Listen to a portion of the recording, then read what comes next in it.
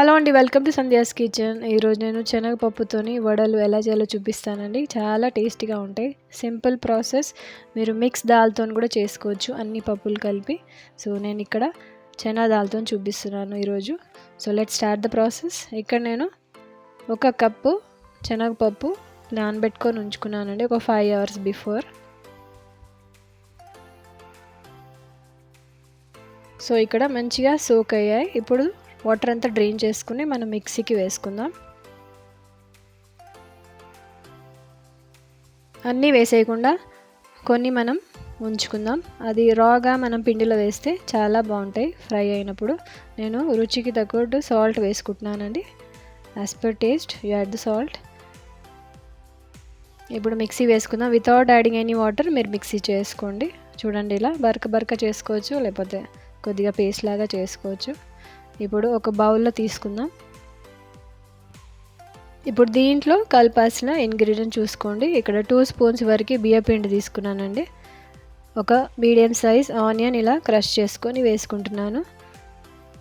మిర్చి ఒక 2 to 3 మిర్చి ఇలా సన్నగా కోసి వేసుకోండి. అల్లం పేస్ట్ వేసాను. ఇక్కడ కొత్తిమీర, కరివేపాకు చాప్ చేసి వేసుకుంటున్నాను. ఇక్కడ రాగా పప్పు అలాగే వేస్తున్నానండి.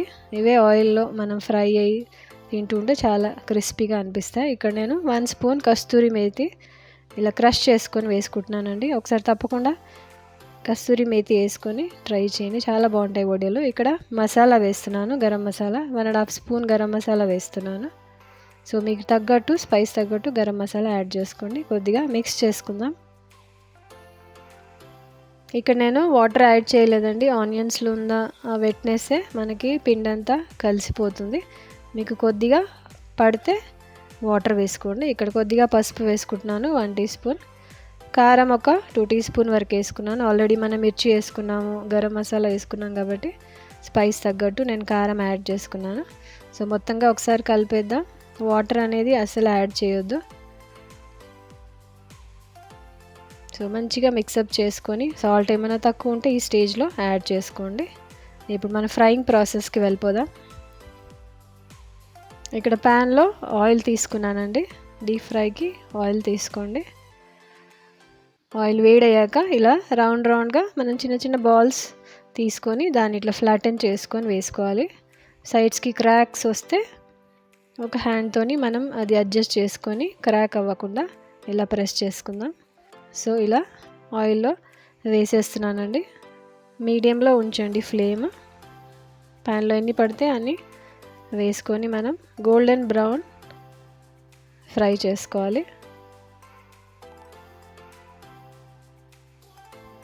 2 minutes అయిన తర్వాత కొద్దిగా ఫ్లిప్ చేసుకుంటున్నాను.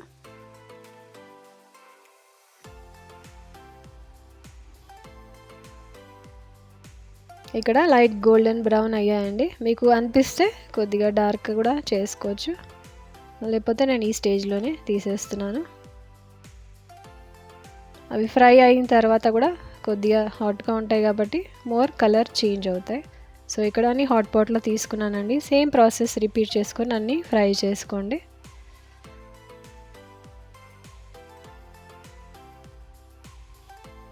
ఇక్కడ ప్లేటింగ్ కూడా రెడీ అయిపోయింది. వేడి చనా దాల్ వడలు రెడీ అయిపోయాయండి. మీరు మిక్స్ దాల్తో కూడా అన్ని పప్పులు కలిపి కూడా వేసుకోవచ్చు, ఇంకా సూపర్ టేస్ట్గా ఉంటుంది. సో టుడేస్ రెసిపీ మీకు నచ్చితే తప్పక లైక్ చేయండి and also subscribe to Sandhya's kitchen. Taste అయితే సూపర్గా ఉంది.